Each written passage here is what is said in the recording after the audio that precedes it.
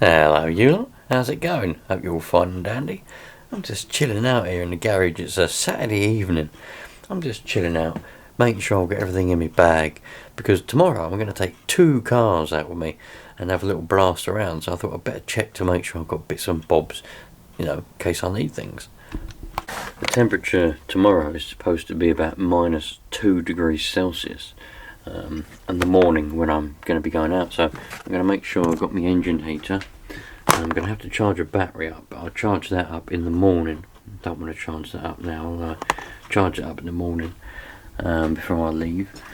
Got a bottle of not a lot left in there. I don't know what that was in there, but I think I'll take my other bottle with me, and I'll run. Well, one I'm going to take with me the Roven, which is happily sitting over here at the moment. With its new air filter on it, that's all ready to rock and roll. I would fire it up to make sure that it's running alright, but got to be a bit careful now. The old neighbour's gone a bit funny next door, so don't want to start pissing him off too much, so we'll leave it like that. I am going to make sure the battery's nice and charged in a minute. I'm going to stick it on charge and make sure we've got plenty of electricity on that. I've got my 2 torches on charge, nothing to do with what I'm doing here now, but got both of them on charge because they were flat, so actually now I love charging stuff, man. This is the battery I'm going to use, lovely Overlander, good old battery, that one. Got my backup glow starter, I'm going to make sure that's charged in a minute. I went for some 25% nitro, so I've got a bottle of 25% nitro. Got my other glow starter, my main glow starter in my bag. There's my main glow starter. Bloody good glow starter, this one. I like that. Soldering iron. Hopefully I won't be needing a bloody soldering iron at -2 degrees Celsius. Thank you very much. What better feel my fingers? All my Allen keys, Allen drivers, engine heater there. The battery will go in there when it's charged up. Got a socket set down there and a piece of rag soaked in nitro fuel for good measure. Yeah, I think we're pretty much ready to rock and roll. There's my test glow plug. Let's see if this glow starter is actually charged up, because I don't no point taking it back up if it ain't got no bloody power in it, is it? Oh yeah. Plenty of life in there. That's good.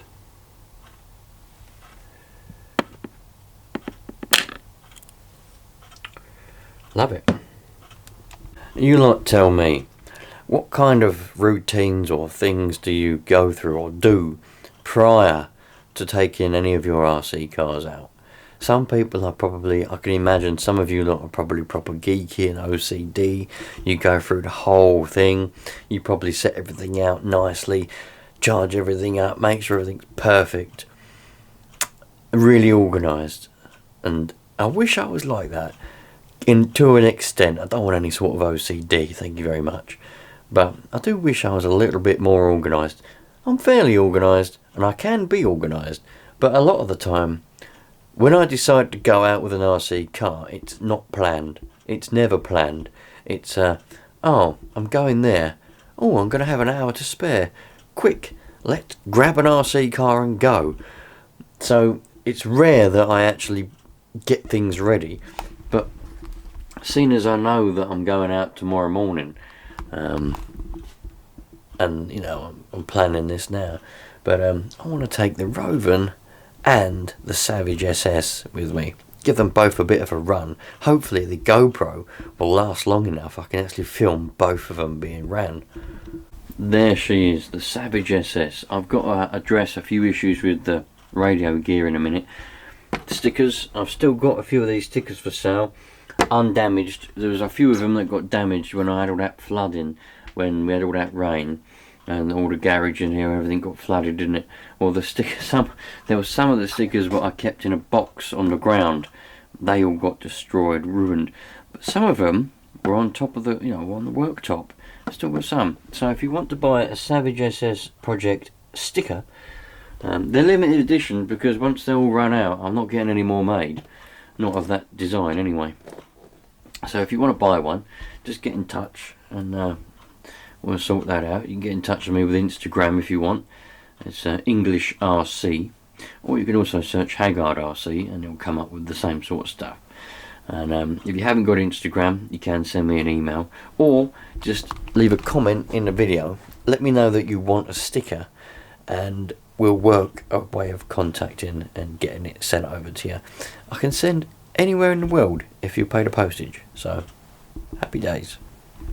So the problem that I've got with this, and I don't know if it's with the bloody transmitter or what it's with, but every time I turn it off and go away and come back to it another day, it's in bloody reverse.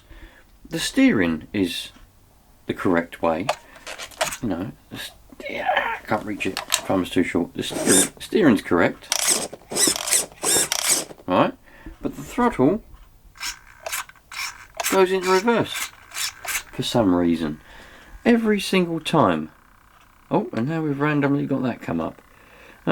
Trim. For some reason, I'll set the throttle, put it back in normal, set it up so we've got the brakes and the throttle doing the correct stuff, turn it off, go away for a couple of days, come back, turn it back on, and it'll be back in reverse again. And everything's been unset, even though I definitely saved it and it was working fine when I'd done it.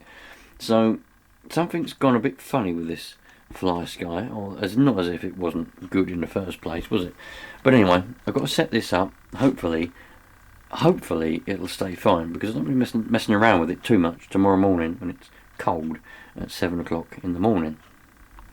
Right, I think I've got it more or less there now. It took a little bit, I put a little bit of WD-40 on there because that was binding up a little bit. And whenever you put the brakes on, and you let go of the brakes, it would also open up the throttle no matter what I'd done. So I put a little bit of WD-40 on there because I know a lot of people, they don't like the setup that the Savage has.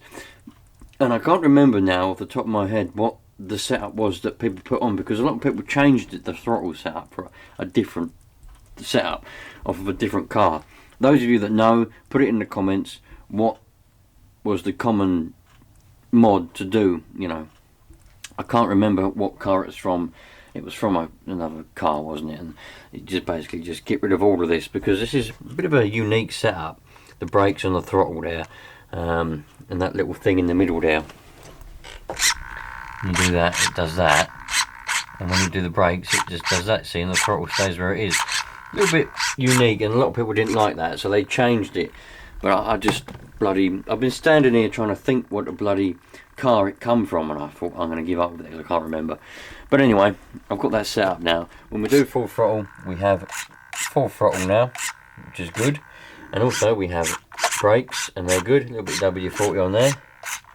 Still get a little bit of movement when I come off the brakes, but it's nothing that I'm worried about.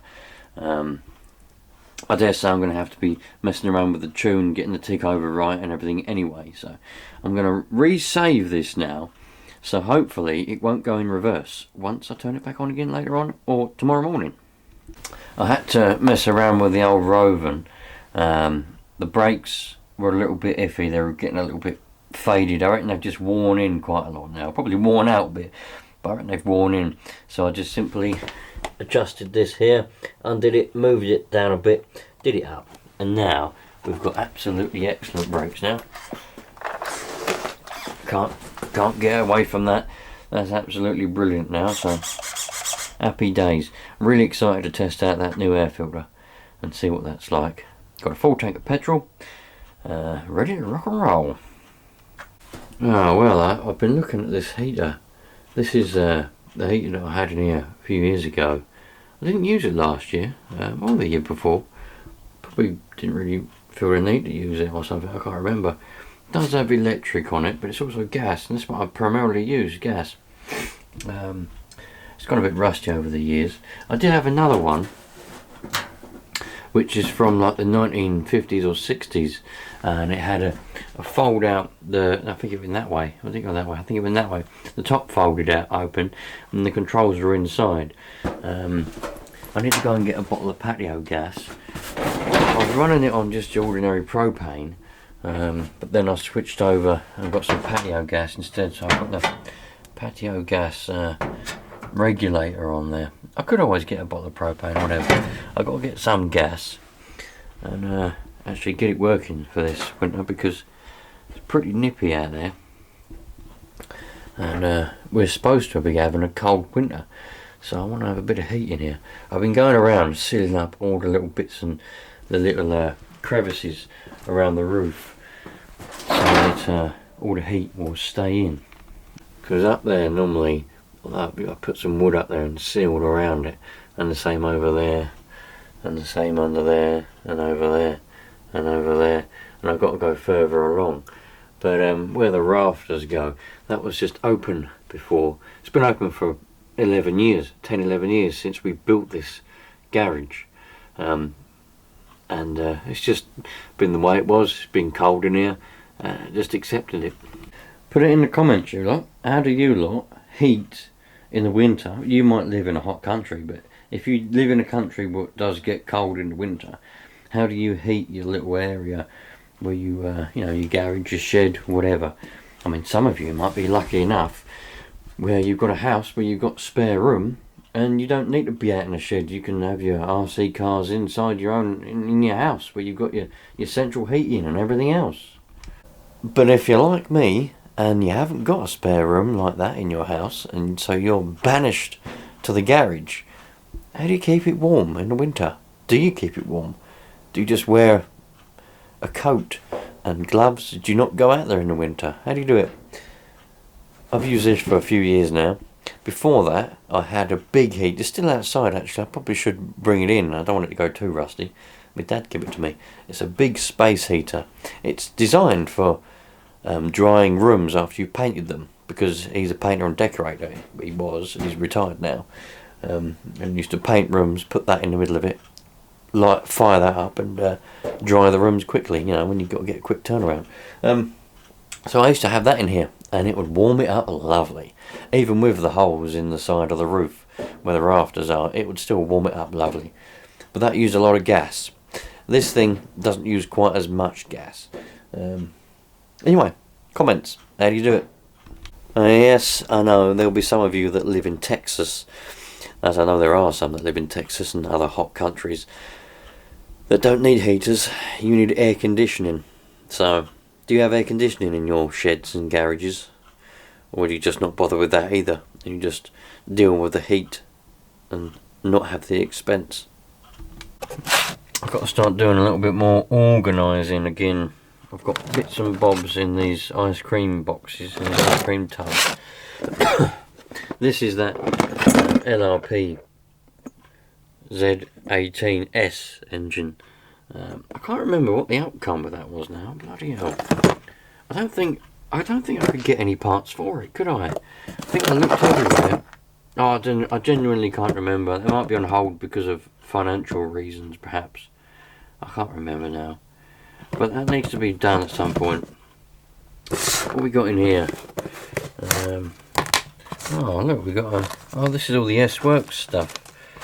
Oh, I got all this. All I wanted was a bloody... what did I want? I can't remember what I wanted now. I wanted something. I think it was a ball joint or something. And a steering servo. That was what I wanted, the steering servo. But I had to buy... In order to get the steering servo, I don't know what that. Why have I got that?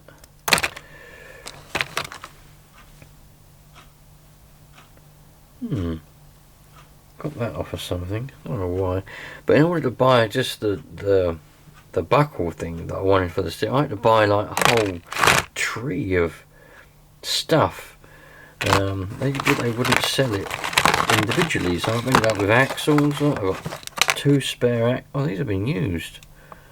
Why have I got 2 spare axles? Are these even off of a... Are these even S-Works?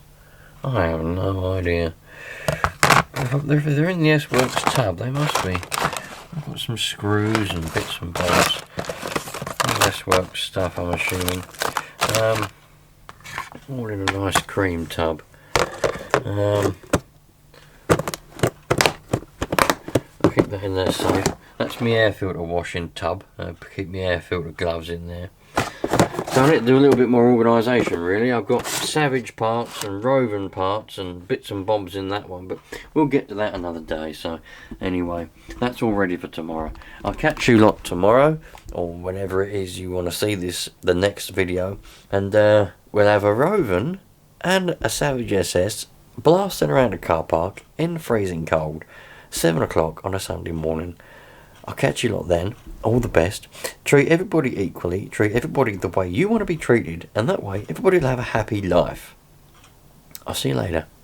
Cheerio. And also, thanks to all of you subscribers. And also the members.